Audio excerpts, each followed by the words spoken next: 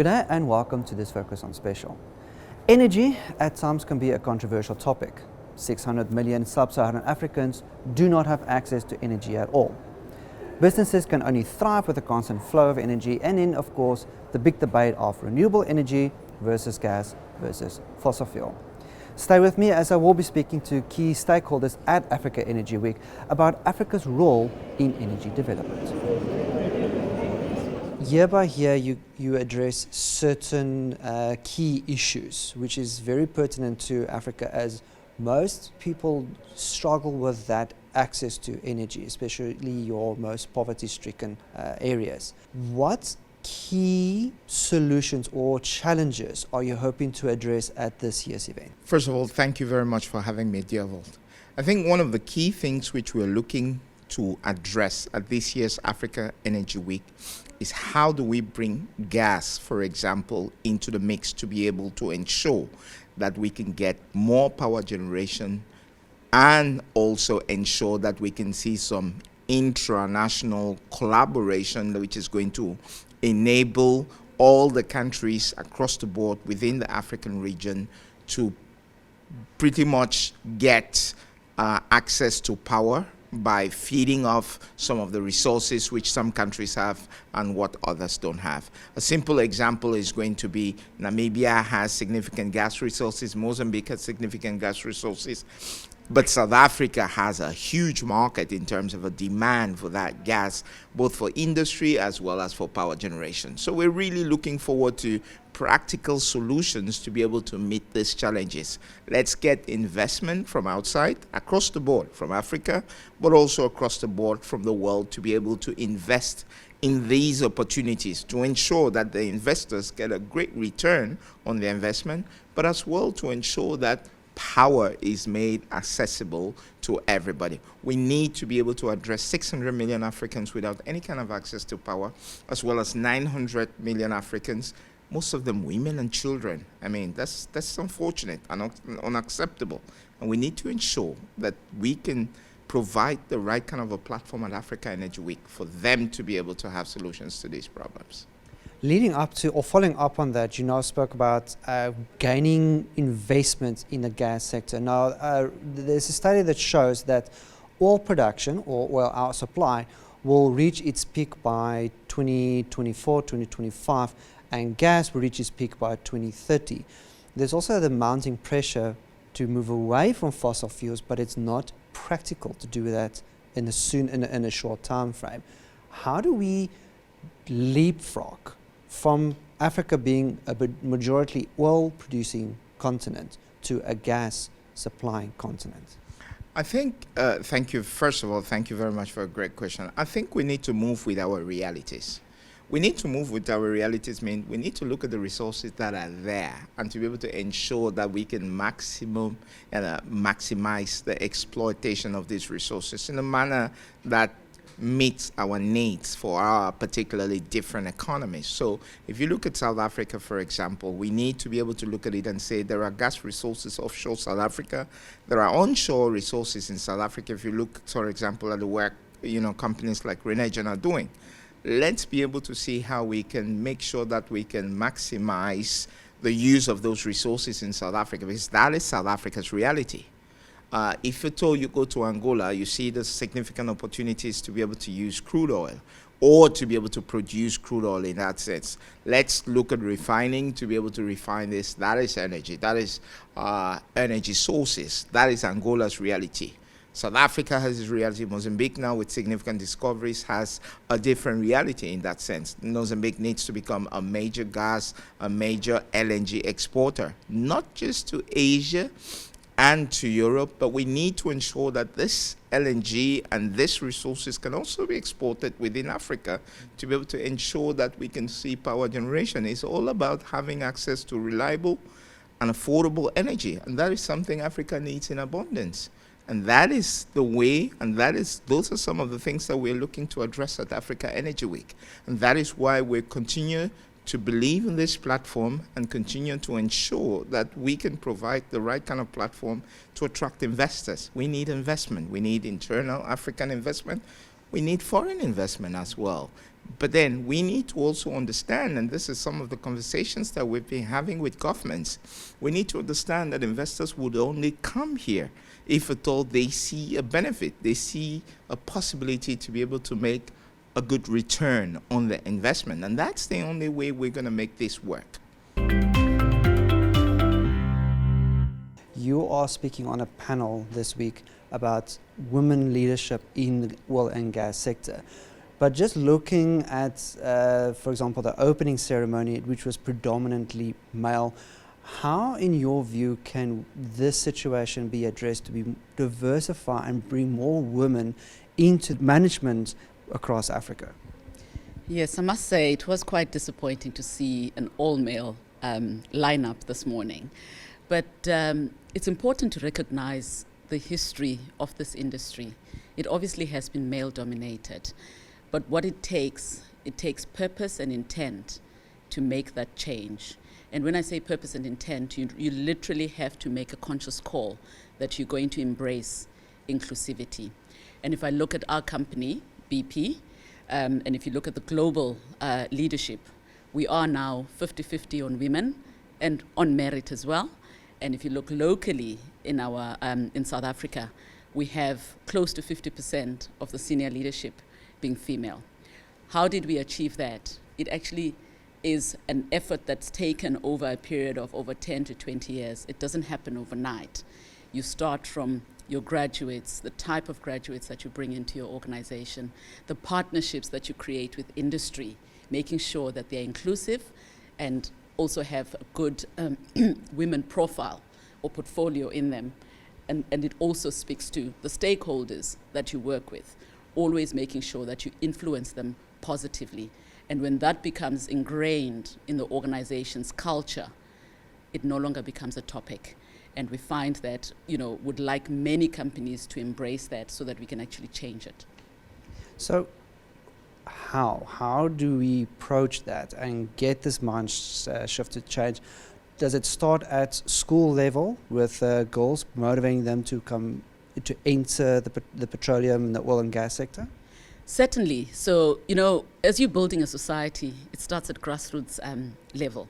And as an organization, we've actually been quite deliberate through the trust that we founded called the Energy Mobility Education Trust. Literally, we've spent almost 200 million rands in the recent past, just making sure that we focus on science and technology and primary school into high school, as well as into tertiary, and making sure you can place them into organizations. But it doesn't end there. You have to create an environment that is enabling for women to operate in. And we've got to sometimes recognize that fundamentally our career clocks sometimes are quite different, and how do you make sure that the environment that you're creating is conducive to women and they don't fall off? Because what you often find is women will graduate from university, they get into the workplace, and somewhere along the line, they disappear. So also in your organization, making sure that you have a conscious program around being inclusive, making sure that women have a platform where they can actually truly be themselves and communicate.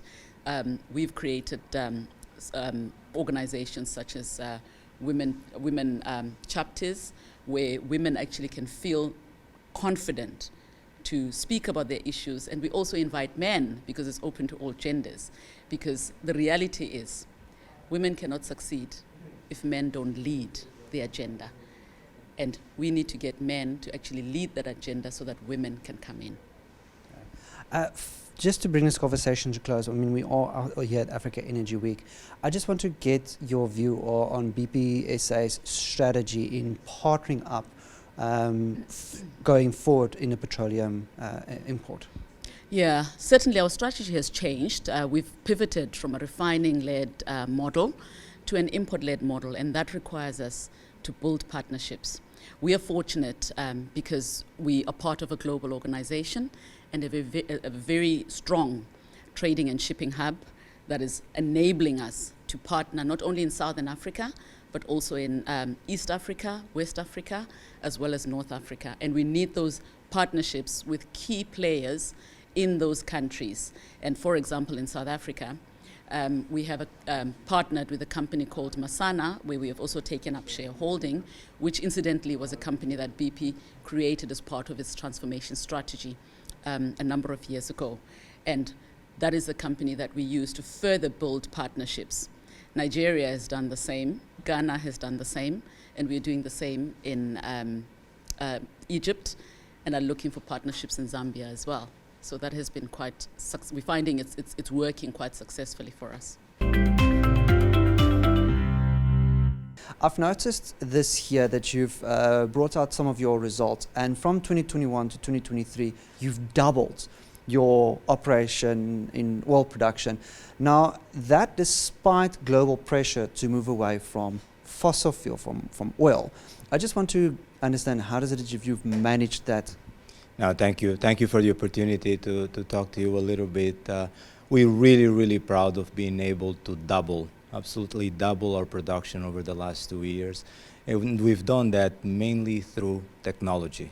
Big investments in upgrading our technology from 20th century type of technology in an oil field operation to the 21st century technology.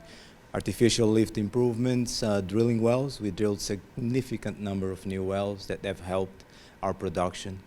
But what's also important is the way we did it. And we've done it in a way that protects the environment significantly better than in the past. So we, as a company, we are a lot more conscious around decarbonization, reducing carbon emissions, and really focusing in doing business in a way that protects the environment. I know there's a lot of discussion around energy transition, and it's important, and we value it. Actually, if you remember a couple of years ago, a year ago, I worked for Somoil, a company only focused on oil. So in Portuguese means only, so only oil.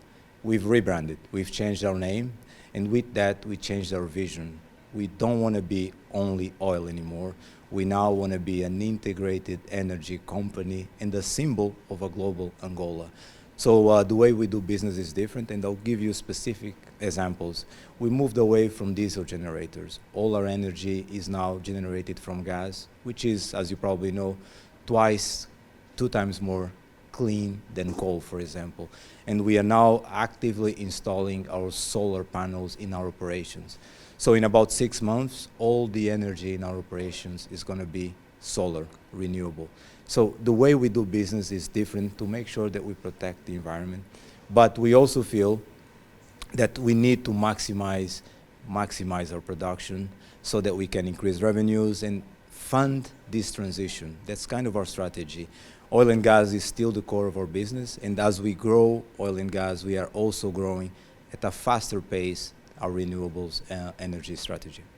Is what you just mentioned now, aside from moving or using solar panels to help, or using technology to help your production output, are these some of, or what other strategies do you have to pivot into the renewable space that will enable growth in your industry?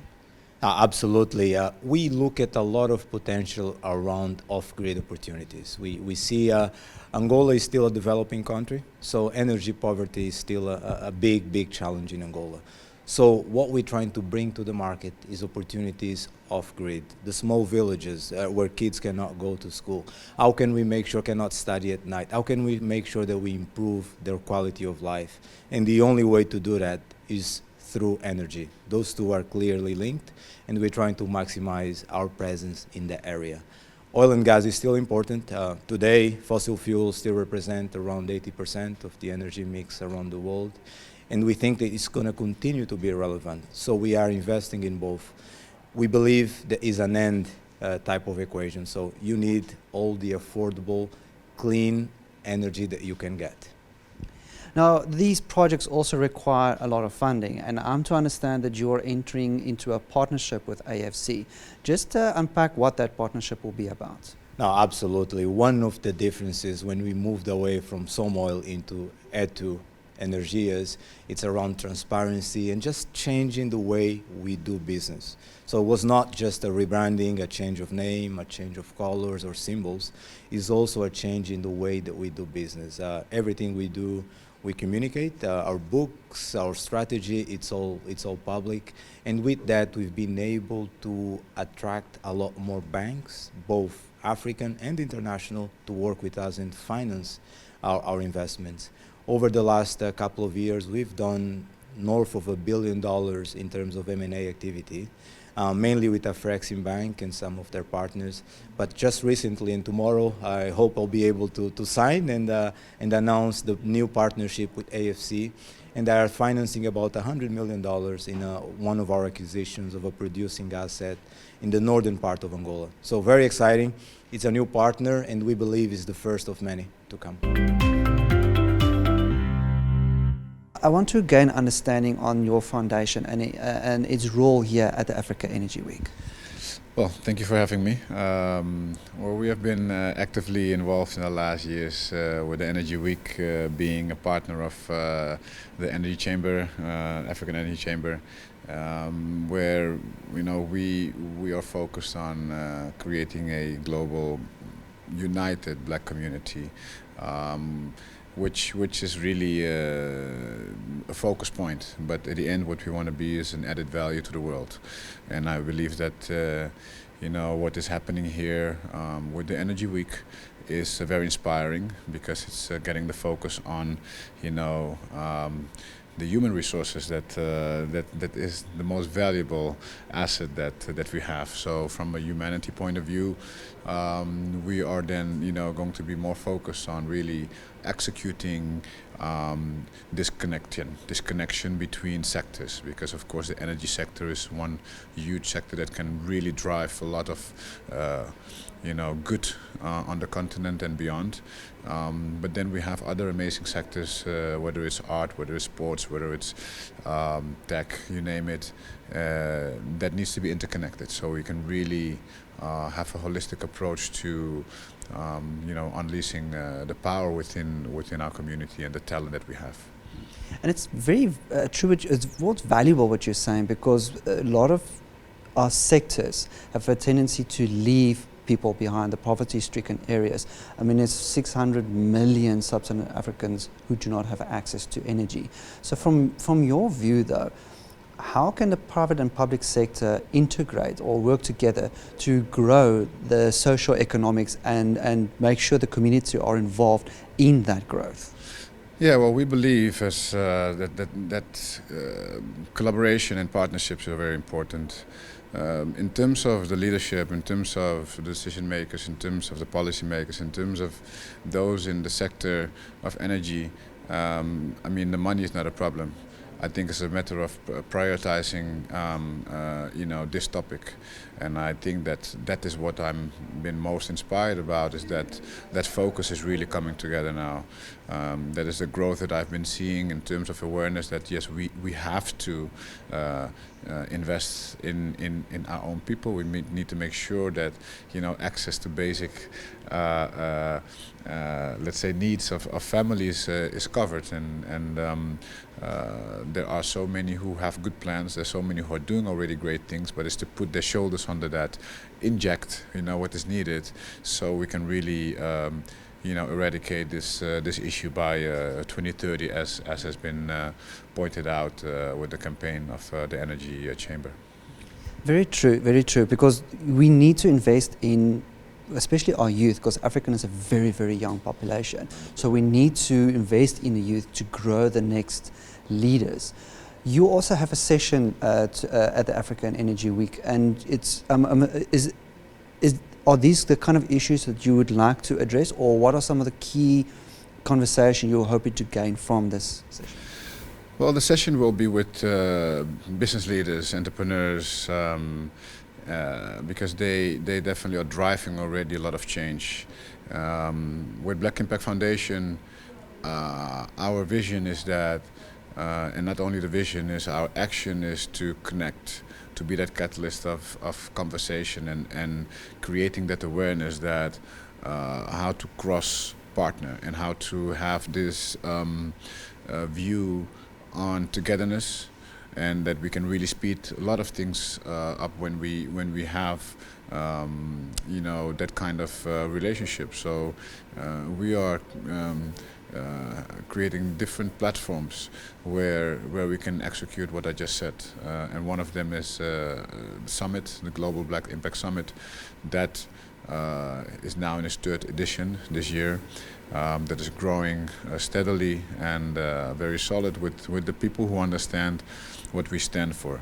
So what I want to get out of this conversation is to create more awareness among the business leaders and not only policymakers who don't have necessarily the time even to do what we are doing. And that's why we are the solution, to be that connecting partner, to be that the one that has that helicopter view and to see which parties can come together, and to create those platforms where they can come together and have those conversations. What trends have you noticed in this sector? Are people still leaning towards fossil fuel, or have you seen a shift change?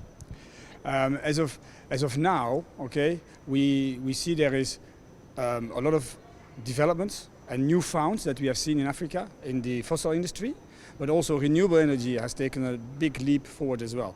If you look at Namibia, the hydrogen energy, but at the same place in Namibia there's also big finds of oil. So I think this is going both ways, and we are involved in all of them. We were involved in the Lake Turkana wind farm project a few years ago, which we did the whole logistics chain from the port of Mombasa, bringing it all the way into Lake Turkana, which was a very harsh environment. So we are very proud of that. But at the same time, we're also involved in many different fossil energy projects as well.